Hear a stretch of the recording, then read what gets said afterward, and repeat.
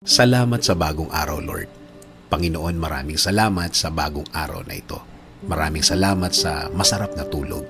Maraming salamat sa masarap na pahinga. Alam ko po, Panginoon, na ako'y binantayan ninyo at inalagaan ng buong magdamag. Haharapin ko po, Lord, ang araw na ito na puno ng pag-asa sa aking puso't isipan, sa aking buong pagkatao, sa aking buong araw ngayon.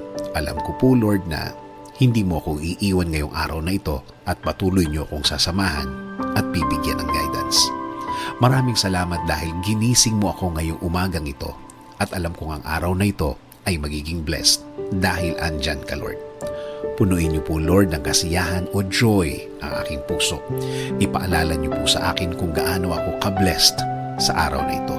Lagyan niyo lagi ng dahilan ang aking kasiyahan at mga dahilan kung bakit magiging thankful po ako.